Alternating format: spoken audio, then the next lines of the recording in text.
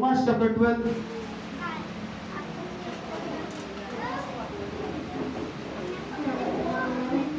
Sinaga ko po talaga tinype yun sa Tagalog. Pero since na talagang nag-i-error yung ating kailangan na ng kapalit. Maraming salamat sa bagong kapalit mo. Palakpakan natin ang Diyos. Hallelujah. Chapter 12 verse 1, kaya mga kapatid ng Romans o aklat ng mga Roma, pinamamanay ko sa inyo alang-alang sa mga kahabagan ng Diyos na inyong iharap ang inyong mga katawan na isang haing buhay, banal na kaaya-aya sa Diyos na siya ninyong katampatang pagsampa. Sa to at huwag kayong magsiayon sa sanglibutang ito, kundi mag-iba kayo sa pamamagitan ng pagbabago ng inyong pag-iisip, upang mapatunayan ninyo kung alin ang mabuti at kaaya-aya at lubos na kalooban ng Diyos. Sa verse 3, sapagkat sinasabi ko sa pamamagitan ng biyaya na nasa akin ay ibinigay sa bawat tao sa inyo, na huwag mag-isip sa kanyang sarili ng totoong matayo kaysa na nararapat niyang isipin, kundi mag-isip na may kahinahunan ayon sa kasukatan ng pananampalataya na ibinahagi ng Diyos sa bawat isa. So 4, sapagkat kung paanong sa isang katawan ay mayroon tayong maraming mga sangkap, at ang lahat ng mga sangkap ay hindi pariho ang gawain. Sa 5 ay gayon din tayo na marami ay isang katawan kay Kristo, at mga sangkap na sama-sama sa isa't isa. At yamang may mga kaloob na pagkakaiba-iba, ayon sa biyaya na ibinigay sa atin, kung hula ay manganghula tayo, ayon sa kasukatan ng ating pananampalataya. O kung ministeryo, ay gamitin natin ang ating sarili sa ating ministeryo, o ang nagtuturo ay sa kanyang pagtuturo. Sa verse 8, o ang umaaral ay sa kanyang pag-aral. Ang namimigay, ay magbigay na may magandang loob. Ang nagpupuno ay magsikap, kung nahahabag ay magsaya. Sa 9, ang pag-ibig ay maging walang pagpapaimbabaw. Kapautan ninyo ang masama, makisanid kayo sa mabuti. Sa 10, sa pag-ibig sa mga kapatid ay mangagmahalan kayo sa kapurihan. Sa kapurihan ay pagpauna ng isa't isa ang iba. Sa verse 11, huwag mga tamad sa pagsusumikap, maninga sa Espiritu, mapaglingkod sa Panginoon. Sa last verse, verse 12, mga galak sa pag-asa, magmatiisin sa kapighatian, magmatiyagain sa pananalangin. Now, ang pupuntuhan po natin dito mga kapatid ay yung sa verse 11. Na ang sabi diyan, huwag mga tamad sa pagsusumikap, maninga sa Espiritu, mapaglingkod sa Panginoon. Lahat ay sumigaw, boom! Boom! Sapul. So yun yung pamagat ng atin pong wala lang mga kapatid, may granada sana yun eh. Saka bumba, pag sabi boom, kaso nasira yung atin pong monitor. So boom! Sapul. Tayo po'y manalangin, Ama naming Diyos na dakilat makapangyarihan. Salamat sa anointing Panginoon. Salamat sa iyong kabutihan. Minsan pa namin hinihiling ang patuloy na pagkilos sa aming lahat sa pamamagitan ng iyong mga salita. Ang aking makalupang labi ay muli mong panghawakan, Panginoon. Salamat sa biyaya na kinahabagan mo ako na maging messenger ng mga message na nagmumula sa iyo. Salamat sa koreksyon, Panginoon. Naniniwala kami ang mensaheng ito ay para sa aming lahat, para sa iyong kapurihan. Purihin ka't sambahin. Malaya kang magpagaling sa may sakit karamdaman. Huwag niyo pong hayaan na wala kaming maunawaan sa iyong mga salita. Panghawakan mo ang aming tenga, ang aming mga atensyon, ang aming mga puso, at tulungan mo kami na maging worshiper kami, Panginoon. Turuan niyo kami na magpuri, na sa aming pagpupuri, malaya kang kumilos sa bawat isa sa amin. We claim the victory in Jesus' name. Amen. Pumamay ka ng 4 at sabihin mo sa kanya, boom! Sapul. Praise God.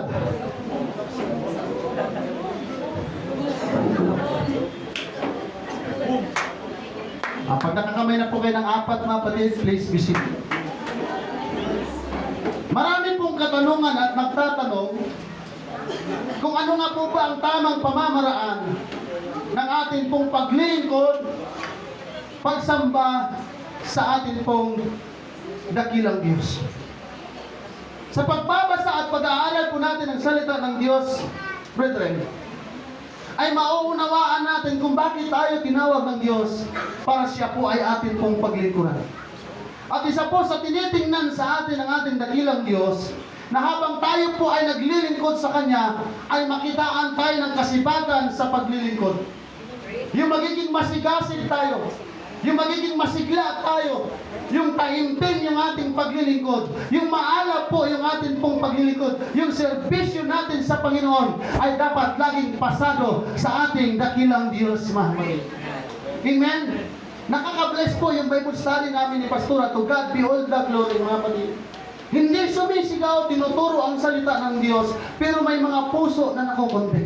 May mga luha na tumutulo dahil sa salita po ng ating pong dakilang Diyos, sa ating dakilang Diyos. Amen? Amen. Alin po ang mas maganda? Yung sumasamba kang matamlay o masigla? Yung masaya o malungkot? Piliin na natin yung magpapasaya, hindi lamang sa atin, kundi ng ating Panginoon. Piliin na natin, mga kapatid, yung paglilingkod natin sa ating dakilang Diyos. Amen? Na yung kahit na yung katabi natin ay hihina, yung katabi natin ay matamlay, pag nakitaan tayo na tayo masigasig, na tayo masaya, na yung ating lakas ay binibigay sa Panginoon, nakakahawang espiritu yan. Kaya pag ang iglesia malakas magpuri, malakas mag-response, nananalangin sa ating pong dakilang Diyos, hindi tumatagal ang mensahe, bumababa ang presensya ng Diyos, pinupuno tayo ng ating Panginoon. Pag nakita niya na yung ating pong paglilingkod ay pasado sa harapan ng Diyos. Napakaganda po ng mensahe ng ating Panginoon noong nakaraang linggo, Pastor. To God be the glory. Amen? Amen. Praise God. Mabuti na lang kayo pinahintulot yung pagsubok rin dahil kung sa atin, pagilid po tayo. Mga kapatid. Tayo po'y naglilingkod sa Diyos bilang mga alipin. Hindi tayo naglilingkod ng mga volunteers.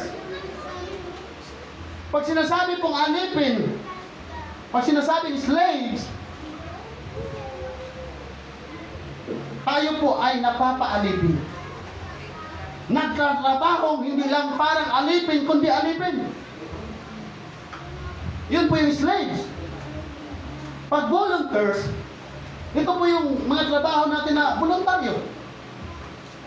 Pag gusto, hindi. Pag gusto, hindi. Yun po yung volunteers. Sa Greek word, pag sinasabing serve, means to be slave. Slave is alipin, alipinin, mang-alila, or mang-alipin. Lumaki po ako sa Nabutas, Malabon, mga kapatid. Kung mayroon po na nakarating doon, mayroon pong market doon panggabi. Sa Malabon, sa bayan, isa sa pinakamalaking bagsakan ng isda dito sa Central Luzon. Doon po kayo makakakita ng iba't ibang klaseng isda. Doon din po kayo makakita ng mga isdang sariwa. Doon din po kayo makakita ng isdang hindi na sariwa. Alos magdamag yun. Yung lugar na yan, pag pumasok ka malinis, mabango ka, paglabas mo yan, lalayuan ka. Dahil iba na magiging amoy mo. Sa marketplace, kung sino po nakarating ng marketplace, bagsakan ng isda sa Nabutas, sa Sipor.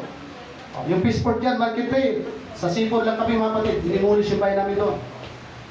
Bagsakan ng mga isda, pang-araw naman siya. Pag pumunta ka roon, mag-ingat ka sa Manduroko. Mag-ingat ka sa nangunguha ng isda. At doon ka rin makakita ng mga isdang sariwa at isdang hindi sariwa. Pag pumasok ka doon, mabango. Yung itsura mo, Brother Jubert, pag pumasok ka doon, napapasipon yung mga dalaga. Paglabas mo galing doon, pag natabi sa'yo, lalayuan. Hindi naman natin hinahamak, kundi totoo yan mga kapatid. Sa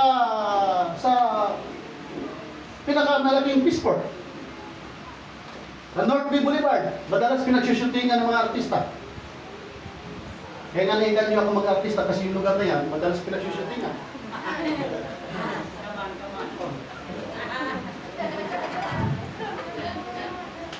At ihahagis ako doon sa talagang kalawangin ng mga tubig, Brother Dom, na hindi mo kahit bigyan ka ng isang milyon, ayaw mong tumalon dahil sa sobrang dumi. Tatalunin ko, maging artista lang ako. So, wala eh. Yan ay mga lugar na kung saan talagang hindi mo masasabing malinis. Lugar na marumi.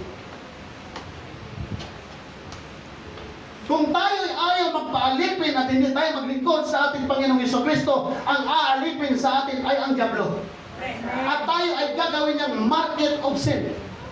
Kung mayroong mga market para sa mga isda, bagsakan ng mga isda, pag ang diablo ang mapalipin sa atin, we are a market of sin. Ang ating pong mga kaluluwa, ang ating katawan ay bagsakan ng mga maruruming gawa ng demonyo. Kaya kung mayroon mang aalipin sa atin, ang Panginoong Jesucristo na dapat ang mag-aalipin sa atin. Kung mayroon man tayong dapat paglingkuran ng ating buhay, ay walang iba kundi ang ating Panginoon. Dahil kapag ang ating Panginoon, ang ating paglingkuran, mga kapatid, hindi niya hahayaan na matiling bulok ang ating mga kaluluwa. Hindi niya hahayaan, mga kapatid, na manatiling marumi ang ating pong mga buhay. Yun po ang dahilan. Bakit tayo tinubos sa pamamagitan ng dugo ng ating pong Panginoong Jesucristo para maging malinis po tayong lahat. At kapag tayo ay alipin ng ating pong Panginoon, lahat ng nasa atin pag-aari ng Diyos. Amen. Yung ating lakas, dapat para sa Kanya ito. Lahat ng ating ginagawa para sa Kanya dahil alipin tayo eh. Kaya sabi ng Bible, hindi tayo pwedeng maglingkod sa dalawang Panginoon, dapat isa lang. Kaya dapat iubos natin ang ating lakas para sa Diyos. Dahil lahat ng mayroon tayo, galing sa Diyos yan. Amen. Kahit magsambo yung ating bahay, kahit magsambo yung ating sasakyan, kahit marami tayong kalupaan, kahit marami tayong ari-arian, hindi talaga natin yan matuong pag-aari. Pag-aari yan ng ating Panginoon para ibinigay sa atin, para sa mga pagpapala na ibinigay sa atin. Maluwalhati natin ang ating Panginoon Diyos. Maluwalhati siya. Kaya habang pinagpapala tayo, habang pinagpayaman tayo ng ating Panginoon, dapat mas lalong matindi yung ating pong paglilingkod sa Kanya. Palakpakan natin siya.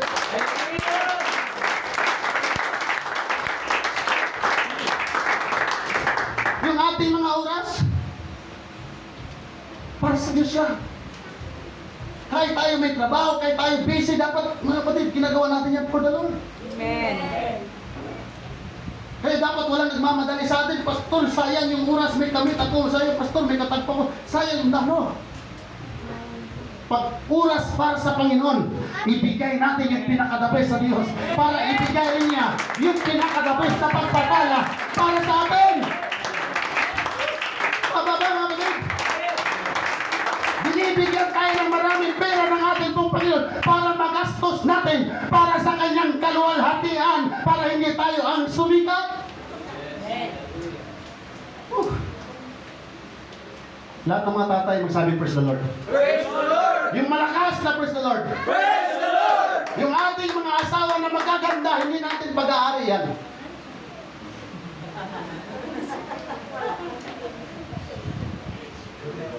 Minsan may mga linyada eh. Akin ka lang.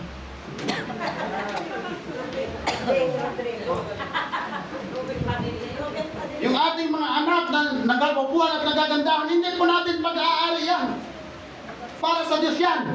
Kaya tayong mga tatay, para malugod yung Diyos na atin pong pinaglilingkuran, huwag natin pigilan ang ating mga asawa at anak na maglingkod sa ating Panginoon. Pag gusto umatin sa gawain ng ating dakilang Diyos, ipadala natin mga kapatid, bakit doon nanunwalhati ang Diyos na atin pong pinaglilingkuran dahil alipin tayo ng Diyos.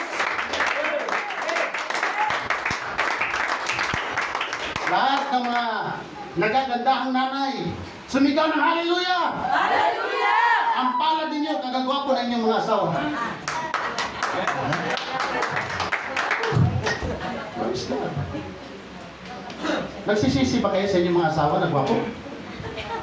Napakapalad. Mga nanay, ang inyo pong mga asawang lalaki, hindi po ninyo pag-aari yan. Minsan pa naman may mga nanay, dapat yung mata mo sa akin lang. Ayusin mo dahil pag-aari kita. Ano yan ang ganun eh? No?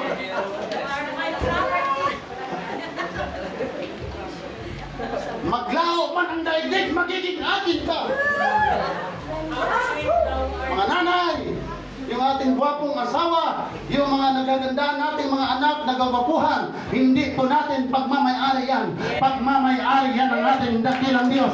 Kaya mga nanay, yung mga tatay, bigyan nyo ng 5,000 para mag-enjoy sa gawain ng Panginoon.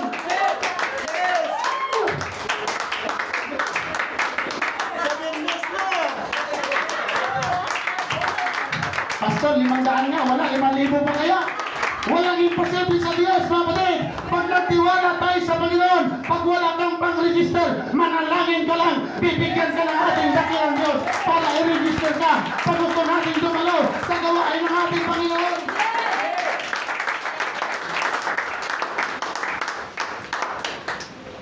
Lahat ng mga dalagang babae, magsabing, praise the Lord! Praise the Lord! Hindi lang yung maganda. Yung mga hindi pumalakpak, ano yun? Ibig sabihin niya maganda. Yung mga binatang gwapo, magsabing, hallelujah! Hallelujah! Ha, naman kayo. Huwag yung minusin yung mga itsura niyo. Okay, totoo yan. Hindi man tayo manalo sa lahat ng pakuntas si Servet, sa lahat ng kompetisyon. Amen. Pag nakasama ko kayo, panalo-panalo na ako. Dahil pag sinabi niya, kagwapo at kagaganda niyan, nasabihin nila, yung pastor din yan, gwapo. Yung pastor naman kaya. Panalo tayo. Mga young people, yung ating mga magulang, ay hindi po natin pag-aari yan. Pinagkatiwala sa atin ng Panginoon yan para tayo alagaan. Kaya wag natin sagot-sagutin at sigaw-sigawan ang ating mga magulang. Sabi ng Bible, para humaba ang ating buhay, igalang natin ang ating mga magulang. Praise God. Hallelujah. Nak, maglaba ka. Bakit ako maglalaba? Anak-anak ka, tapos ako pala ba? Ikaw magulang, maglaba. Nak, maghugas ka ng plato. Aba, kanya-kanya tayo hugas. Pabihira naman yan. Hindi niya naman ako ginawang anak para maging alila. Babanatan ka ng ganyan, ano? Tapos sasabihin ng ating gobyerno, subukan mong korotinyari ka. Mga young people, salamat sa ating Panginoon na marami sa inyo natapos na sa pag-aaral. Dahil yan sa biyaya ng ating pong Panginoon. Kaya, sa lahat ng tapos, magtrabaho. Huwag mo magdali sa pag-aasawa dahil gwapo at maganda. Hindi nakakabusog yung gwapo at maganda. Amen. Mga girls, pag may magandang trabaho, pag may bahay, lalo na pag may parking lot, go. Pag naglilingkod sa Panginoon, go! Pero pag walang trabaho, mag-isip-isip tayo, mga kapatid. Come on. Bakit ko po tinuturo ito sa inyo?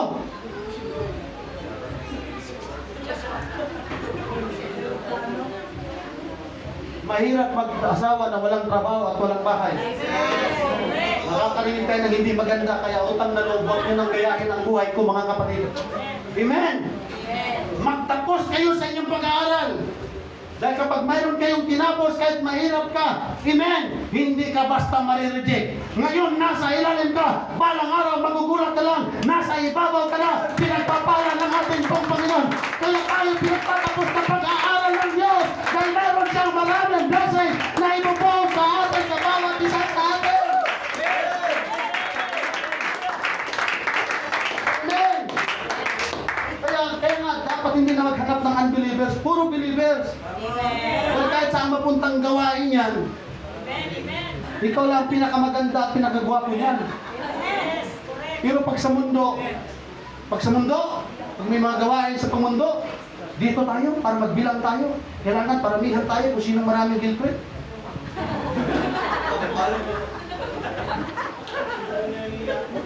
Meron iba nagsasabi, ayaw sumabay sa gwapo dahil laging lamang yung gwapo. Pero sa harapan ng Diyos, mga kapatid, ang laging lamang, yung malalim, yung ating paglilingkod sa ating dakilan. Amen! Mga young people, kung ang boyfriend mo, girlfriend mo, maganda at may pinag-aralan pa, pasalamatan natin ang Diyos at dapat lalo natin siyang pinaglilingkuran at paglilingkuran dahil papur ng Diyos yan. Ipagmalaki ninyo ang inyong minamahal na naglilingkod sa Diyos. Yung iba nga, yung mata nasa baba, yung isa nasa taas. Pinagmamalaki nga nila, mga kapatid. Amen. Oh, hallelujah. Palakpakan natin ang Diyos.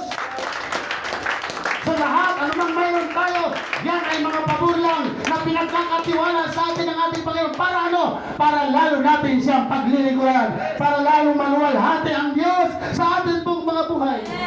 Palakpakan natin siya, mga kapatid.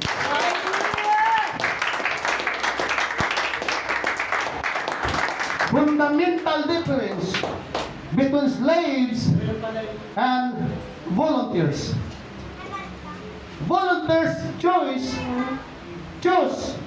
when and how they serve.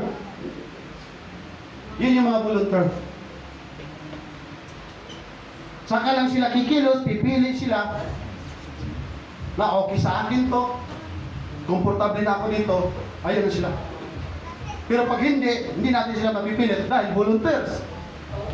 Pero pag tayo slave, kahit may sakit ka, sa ibang bansa, yung ating mga OFW, mga kababayan, pag slaves ka, pag alipin ka, kahit masama ang pakiramdam mo, kahit hating gabi, hindi ka pwedeng magreklamo dahil alipin ka. Yun ang hinahanap sa atin ng ating dakilang Diyos, mga kapatid. Dati sumigaw, ako yun. Agoy, kahinay man eh. Volunteers can quit serving if they get tired. Yung mga naglilingkod na volunteers, pagpagod na, tigil na. At walang pwedeng pumigil sa kanila. Dahil voluntaryo ka eh. Pero yung alipin, kahit pagod, kahit gutom, kahit puyat, kahit stress, kahit distress, hindi pwede magreklamo tuloy sa paglilingkod dahil alipin. Kaya maawa ang Panginoong Diyos sa bayang Israelita sa lugar ng Egypt. Alam natin ang kwento, alipin sila. Hindi pero ang kanilang pinagdadaanan. Hindi sila pwedeng magreklamo. Ang kanilang trabaho ay para lang sa kanilang pagkain. Walang sweldo, walang pera. Ang hirap ng kanilang buhay. Pero hindi sila makalaban, mga kapatid, dahil alipin sila. Pag nabili tayo sa ibang bansa, ay tadyakan ka, pagtrabahuin ka sa farm, pagod na pagod ka, pag uwi mo, patitimtahin ka pa ng kape, at hindi ka pa sasalamatan yan, kasi alipin ka eh. Ang volunteers, mga kapatid, ang gusto niya pag nagtrabaho, gusto niya pasalamatan siya, gusto niya bigyan siya ng plaque, gusto niya mag-recognize siya, gusto niya magtrabaho na mayroong reward, mayroong katugunan sa kanyang mga pangangailangan. Pero yung alipin, mga kapatid, yung alila, patay-patay ka na sa trabaho, pag hindi ka pakainin, pag wala kang sweldo, wala kang magagawa, sige ka pa rin sa pagtatrabaho. Bakit? Alipin tayo eh. Totoo ba, mga kapatid? Amen. Pag tayo alipin, huwag tayo mag-expect na yung amo natin magpasalamat. Huwag tayo mag-expect na gustuhan tayo ng amo natin. Minsan pa may mga alipin tinatadyakan, sinusuntok, pero walang magagawa. Trabaho pa rin sila. dahil alipin sila. Nawa po mga kapatid, sa atin pong dakilang Diyos, nawa makita sa atin ng Panginoon na hindi tayo mga volunteers na naglilingkod mga kapatid. Hindi tayo mga bayaran na naglilingkod. Dapat mga kapatid, yung ating paglilingkod, mayroon tayong kusang loob. Amen. Na kahit wala tayong sweldo, na kahit tayong pagod, na kahit tayong puyat mga kapatid, basta para sa Diyos, gagawin natin yan. Bakit? Alipin tayo ng ating Panginoon. Tinubos tayo ng dugo ng ating Panginoon Jesu Kristo. Praise Jesus. Hallelujah. Amen. Kaya po, sa atin pong mga musician, tinitrain ko po kayo magdilig ng halaman, malinisan dito, malinisan yung bowl. Pero pag hindi niya magawa yan mga kapatid, lilinisan niya. Kukuskusin niyo yung bowl. Bakit? Porque ba't pastor ako, hindi ako pwede maglinis yan? Porque ba't may kotse na kami, may sasakyan kami, hindi ako hihipo niyan mga kapatid? No. Alipin tayo. Kahit may-ari na tayo ng buong mundo, tayo na ang pinakamayaman, alipin pa rin tayo ng ating dakilang Diyos dahil pinanganak tayo na walang daladalang kayamanan. Pag nakita ng Diyos yung pagiging tunay na alipin, na hindi tayo nagmamatol, na hindi tayo nandidiri, hindi tayo takot marumihan, hindi rin takot ang Diyos na ibigay niya ang kanyang mga pagpapala sa atin mga kapatid. Amen. Yung mga alipin sa Egypt, wala silang reward sa mga Ehipto. Pero yung mga Kristiyano na alipin ng ating pong Panginoong Jesucristo, tiis-tiis lang mga kapatid. Dahil yung pagka-alipin natin, may reward ang Diyos. Hindi lang dito sa lupa, maging hanggang sa langit. Amen. Hallelujah. Palagpagan natin ang Diyos.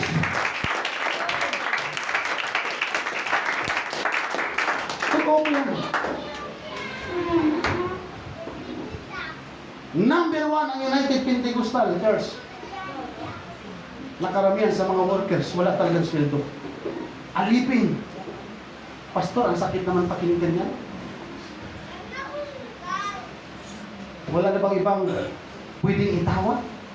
Ang lupit naman, alipin. Sakit sa tainga, pastor. Nakakasakit sa puso, alila tayo. Kapatid, pag hindi tayo magpaalipin sa ating Panginoong Jesucristo, ang demonyo ang siyang aalipin sa atin. Amen. Hallelujah. Pag tayo'y alipin ng ating pong Panginoong Jesucristo, makikita natin ang pagmamahal niya sa atin. Makikita natin kung paano tayo iniingatan ng ating pong Panginoon. Dahil kapag ang demonyo ang siyang aalipin sa atin, hindi yan siya naaawa sa atin. Wala yan siya pakialam kung mapariwara ang ating mga buhay. Kaya kung mayroon man tayong pipilin sa ating Panginoong Jesucristo na tayo magpaalipin. Bakit? Dahil kapag alipin tayo ng ating Panginoon, babaguhin niya ang ating buhay. Babaliktarin niya ang estado ng ating buhay. Dati pinandidirihan ka, dati pinagtatawanan ka, pero pag alipin ka ng ating pong Panginoon, reject ka sa iba, pero pag alipin ka ng Panginoon, itataas ka ng ating dakilang Diyos. Isang araw mamamangha sila, isang araw magugulat sila. Dati pinandidirihan ka, tinatakot ka, sakit ka sa ulo, pero pag alipin ka ng ating Panginoon, tuturuan tayo ng Diyos para makita ng mga tao sa sanlibutan ito. Iba pala talaga pag alipin tayo ng ating pong Panginoon Jesucristo. Pag napaalipin mo tayo sa demonyo mga kapatid, anong gagawin sa atin ni Satanas? Dadalhin tayo sa mga bisyo. Kukonsintihin tayo sa paglalasing. Kukonsintihin tayo sa pagdudruga. Lahat ng kasamaan, hindi kaaawatin ng Satanas. Yun nga ang gusto niya eh. Yun ang gusto ni Satanas, na mamatay tayo na wala sa Diyos.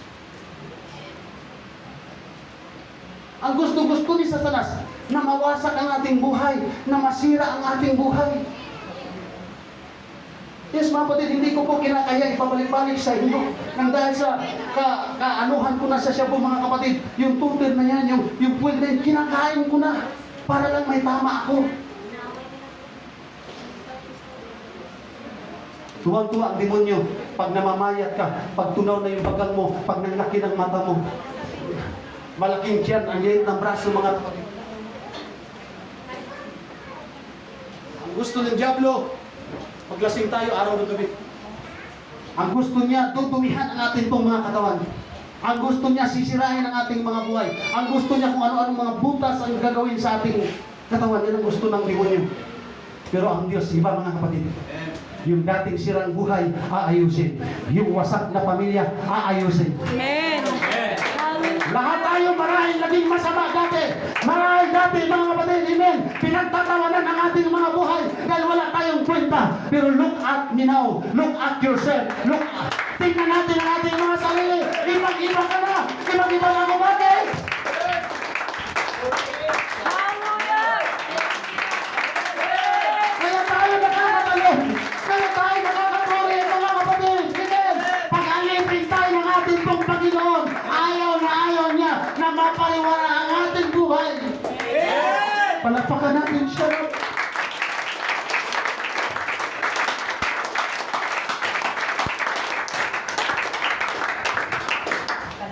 Satanas lagi naghahanap ng kasabwat yan.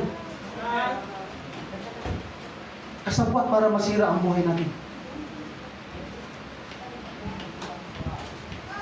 Sabi nga nila, kung mayroon mga pinunong pinakamalupit sa mundo dito, Satanas na.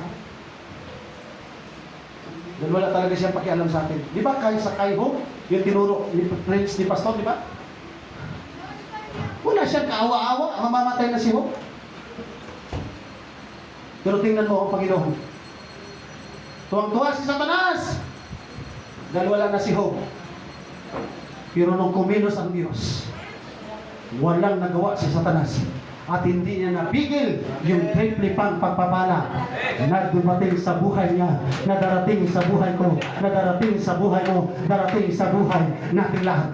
Pag pinagpala na tayo mga kapatid, hindi kayang pigilan ni Satanas yan. Kaya habang pinagpapala, lalong maglingkod sa ating dakilang Diyos. Huwag bumitaw! Huwag umalaw mga kapatid!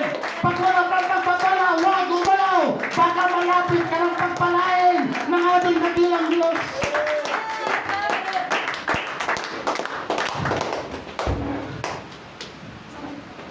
Salamat sa ating pagpapala.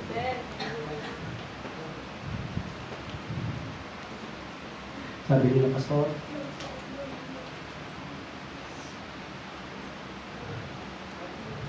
masyado kayong judgmental. May mga bakla, hindi tumatagal. May mga tumboy, hindi tumatagal. Di ba, Brother Rami? Mga kapatid, hindi totoo ang ating pagmamahal sa kanila pag hindi nila malaman ang katotohanan. Dahil in the entire Bible, pag mamatay kang bakla, pag mamatay kang tumboy, wala tayong kaligtasan. Pero kung tayo naging tumboy, kung tayo naging bakla, pag maglingkod tayo sa Panginoon, magkaroon tayo ng kaligtasan. Amen. Hindi natin pwedeng konsintihin ang mali. Dahil ang totoong pag-ibig, kinukulik. Amen. Pag mayroong nagagalit sa atin mga kapatid, ibig sabihin yan, mahal tayo. Mahal ako, mahal kayo. Bakit tayo pagagalitan kung wala tayong pakialam sa mga buhay natin? Amen? Amen. Ang pagsasabi ng katotohanan ay hindi pagmamaliit sa isang tao, kundi yan ay pagmamahal. Amen? Amen. Dahil ang ating Panginoong pinaglilingkuran ay Diyos ng katotohanan. Amen. Amen? Amen. Palagpakan natin siya. Sabihin mo sa iyong katabi, hindi tayo volunteers. Alipin tayo ng ating Panginoon. Pag alipin, may sahod man o wala, tuloy sa paglilingkod sa ating dakilang Diyos. Pagod man o hindi, matanglay man o hindi, dahil alipin tayo ng ating Panginoon, tuloy sa paglilingkod sa Diyos, mga kapatid. Dapat kamatayan lang ang makakapigil sa atin sa paglilingkod. Paskas lang na kayang tumayo, maglingkod tayo sa ating dakilang Diyos. Dahil alipin po tayo ang Diyos. Yung Diyos po natin sinasamba, totoong Diyos. Hindi Diyos na nagbibiro. Hindi Diyos na piki. Totoo siya. Ba, Pastor? Ang lamig ng kamay ni Brother Jimmy. Pinamay ito yung pagtapos ng yung Diyos natin sinasamba, hindi po sinasabit sa dingding at hindi nasasabit sa dingding. Yung Diyos na ating sinasamba, siya ang gumawa sa atin. Hindi tayo ang gumawa sa Kanya. Amen. Yung Diyos natin sinasamba, hindi natin sinasabit sa mga sasakyan. At hindi nilalako at ginawang hulugan.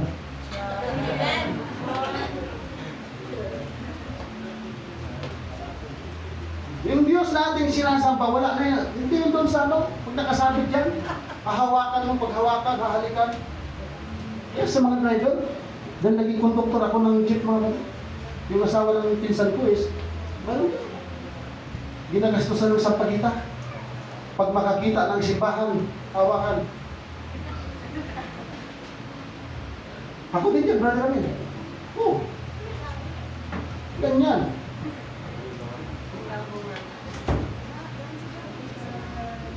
Para bumenta yung mga santo namin dyan sa Baclaran. Eh, nawa, mapanood ng mga pare yan. Lalo na pag Miyerkules, araw ng mga artista dyan sa Baclaran. Pag may customer ka na artista, Sister Jen,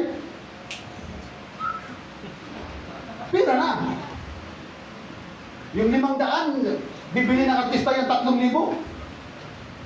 4,000, magkano tubo ko? O pagkatapos, punta na sa Black Star yun, Sister Beth. Oh, salamat Panginoon, marami akong pang-beer house. May pag-table ako ngayon.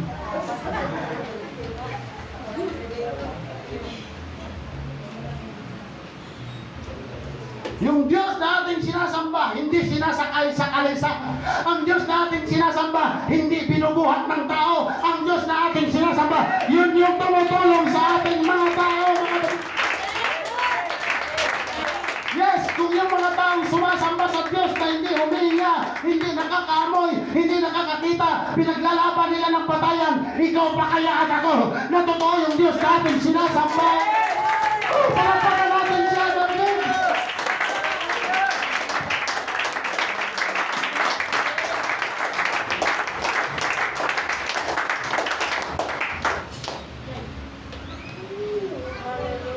Isang doktor, magaling na doktor ng Southern California. Isang araw nakakakilala siya sa ating Panginoon. Nakasumpong siya ng kaligtasan ng kanyang kaluluwa dahil mayroong mananampalataya na nag-share sa kanya ng hulugan. Hindi pastor, hindi elders ang nag-share sa kanya ng hulugan. Di ba, lakas ng loob? Doktor, ultimong tao ka lang.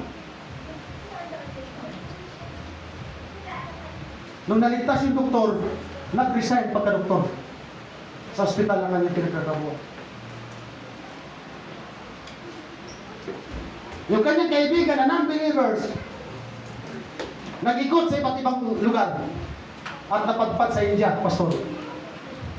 Pagdating niya sa India, nakita niya yung kanyang kaibigang doktor na nag-oopera. Sabi niya, kaibigan, hindi mo ba alam kung sa California mo yan ginawa? Kung magkano ang kikitain mo? Sabi na kanyang kaibigang doktor, hindi bababa sa 3 milyon. Kaya mag-doktor tuloy mo. Doktora niya. Opera, 3 milyon? Siyempre, pag mayaman, pag naligtas ang buhay, magbayad yan, milyon-milyon. Ba, engineer?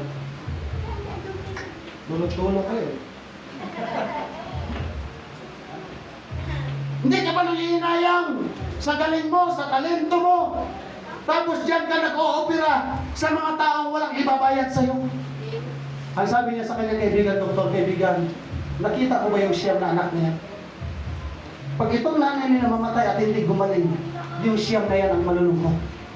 Pero pag gumaling ito, masayang masaya yan. Sabi niya, okay lang na wala akong milyong kikitain. Basta yung mga bata na yan, magiging masaya pag nakita nila ang kanilang nanay na mabubuhay. Amen. Sabi niya sa kanyang kaibigan, mayroon akong mas higit na hinahangad sa Diyos kaysa kayamanan, yung milyon na aking natatanggap. Yung bahay natin sa langit, kung ginto man yan mga kapatid, given na yan. Pero anong sabi ng doktor na ito? Pag humarap na ako sa Panginoon, ang gusto kong marinig sa Diyos na aking pinaglilingkuran dahil alipin ako. Well done, thou good and faithful servant. Hindi niya sinasabing, pangalangalan mo ako dahil magaling ako na doktor. Ang gusto niyang marinig, well done, thou good and faithful servant. Hindi niya ipagpapalit ang kita nagiging doktor kung hindi siya masaya sa presensya ng ating dakilang Diyos. Hallelujah! Palagpakan natin siya.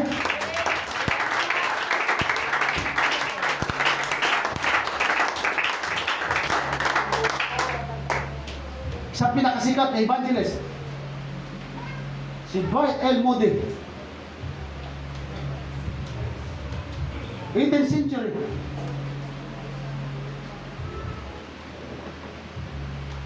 Iba't ibang mga pastor sa iba't ibang lupalop ng buong mundo pumupunta sa Europe, sa European countries. Gumagastos sila ng milyon-milyon, mapakinggan lang si Evangelist D.L. Moody. Isa sa pinakatanyag na evangelist, pinakamayaman na pastor. Isang araw, nagkaroon ng gawain kung saan mayroong Bible school sa pinamamahalaan niya. Dumating ang mga pastor. At yung mga pastor, sa General Conference, brother, mapapansin mo yan, mayroon doong mga Bible school student na kinukuha ang mga sapatos ng pastor. Sinasyahin nila yon, pinapakintab nila yon, walang sweldo. Kaya pag maging milyonaryo yung pastor ka, bigyan mo ng 1,000 pag nilinis ang sapatos mo. Ginagawa nila yon, Sister Chat, para sa Diyos. Amen. Linis sapatos mga pastor. Kaso ako ayaw ko. Kasi alam ko, pagod eh. Pinapatanggal na lang ako ng balakubak ng lulo ko, surrender na ako, pagod. Nakakainit pa kayo sa sapatos. Nag-utos si D.L. Moody sa kanyang mga estudyante para i-shine yung sapatos ng mga pastor. Pero ni isa, Brother Oliver, wala. Ang ginawa ni D.L. Moody, lahat ng sapatos ng pastor nilagay niya sa sako at pumunta sa isang kwarto at kinuskos at lilinisan niya. May nakakita sa kanya isang pastor, "Sir, bakit mo ginawa yan? Dapat sapatos mo ang lilinisan. Pero isa kang kilalang tao, mayaman na tao, bakit ginawa mo yan?" Ang sabi niya, "Pastor, hindi ko ito ginawa para sa inyo. Ginawa ko ito para sa Diyos na akin pong pinaglilingkuran. Dahil hindi ako nakakarating sa lugar na kinakalagyan ko kung hindi ako naging alipin sa Diyos na aking pinaglilingkuran. Kahit maging mayaman ako, alipin pa rin ako." Pumunta kami sa Phoenix. Hi, Brother Oliver. Kung napansin yung dalawa ni Pastora J, di ba may pinuntahan ako? Pinatanggal yung sombrero ko at saka salamin. Ang astig ng dating sa akin. Sabi ng kanya, tanggalin mo yung sombrero mo at saka salamin. Tinanggal ko. Gano'n. Para makita sa kamera, tinatakpan ko pa naman sana kay Kalbo. Nabisto tuloy. At habang ngayon nasa loob, napatingin sa akin, nakintab siguro. Sabi ko dun sa gwardiya, "Sir, baka pwedeng ikabit na, ibalik ko lang yung sombrero." Sabi sa akin, "Hindi pwede, hintayin mo pag sinabi ko." Sinayawar ko siya ngayon. Sabi ko sa kanya, "Memorize mo ba yung 11-0? Patitig siya sa akin. "Hindi sir, dati, dapat memorize mo yun, security ka. Alam mo ba yung code of ethics and code of conduct?" Yes, sir. "Alam mo ba yung what is security guard? What is security?" Hindi niya alam. Bandang ulit sumalunod.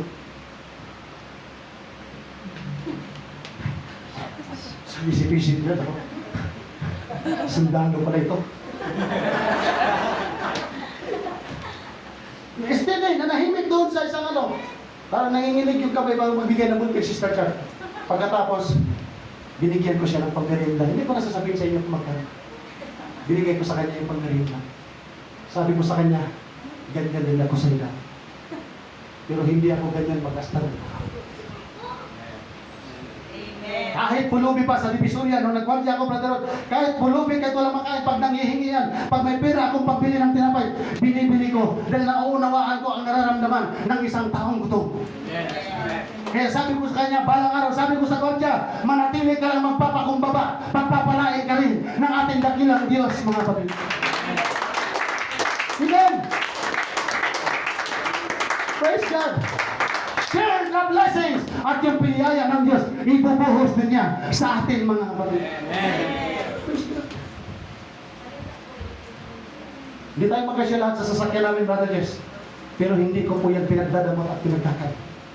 In case of emergency, kahit anong oras, mga kapatid, huwag kayong magdalawang isip. Bakit hindi ko pag-aari yan? Pabor lang ng Diyos na binigay sa amin, mga kapatid. The more na pinagpapala tayo, the more na magpapakumbaba tayo. Kaya wag kayong maiilang sa amin, mga kapatid, kung lalo pa kami pagpapalain. Dahil sabihin nyo, mayaman kami na ko. Walang kwenta ang kayamanan kung lihis tayo sa prinsipyo ng Diyos. Amen. Yes, minsan nagagalit ako, pero nagagalit yan ng pagmamahal. Amen. Dahil ayaw ko makita kayo pagdating sa ibang pastor, ay ganito pala yung mga galing sa UPC na maganda yung pagdating doon sa ibang pastor, sa ibang simbahan. Oh, grabe, iba pala yung mga kapatiran doon sa nahe. Amen? Amen. Motivation yun, mga kapatid. Motivation. Bata pa kayo, hindi lang 5 sasakyan ang kaya ibigay sa inyo. Amen. Brother Ryan, naniniwala ka? Kaya kang bigyan ng sasakyan ng Panginoon? Amen? Maging worshiper ka. During altar call, huwag kang maya. Kung luha mo'y tumutulo para sa Diyos, pagpakumbaba, lumuhod ka ginawa niya para sa Diyos. Walang imposible sa ating dakilang Diyos. Kung yung patay na buhay, yung sakit mo, kaya rin pagalingin niya ng ating Panginoon Yesus Cristo. Sa paglilingkod, sa pagpapakumbaba, mga kapatid, huwag natin isipin anong forma natin, anong itsura natin, anong mga oras natin, anong bagay natin. Gawin natin yung pinakadamit na tingay, yung pagpapuri para sa Diyos. Bakit? Alipin tayo ng ating pong dakilang Diyos.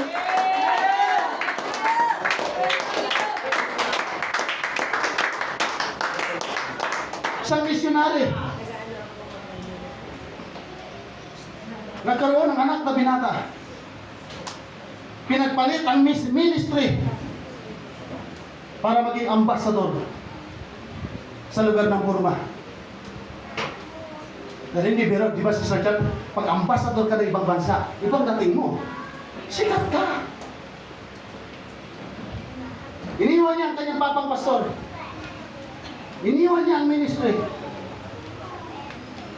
Ilang taon hindi sila nagkita mag-ama. Nung muli silang nagkita si Sir John, umiiyak yung papa. Dahil yung anak na umalis sa kanya, naka-wheelchair na.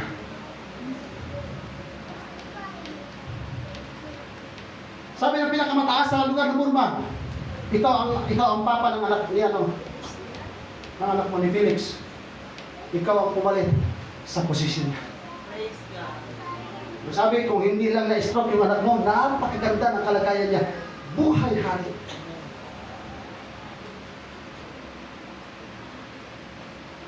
Pero ang sabi ng pastor na ito,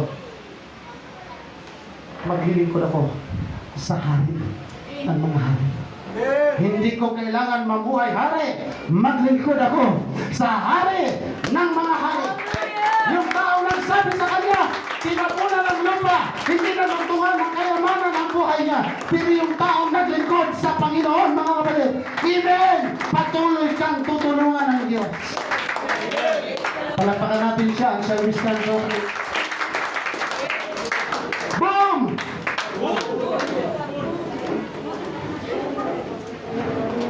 Kung tayo walang tiwala sa Diyos, boom! Sapol tayo, mga kapatid.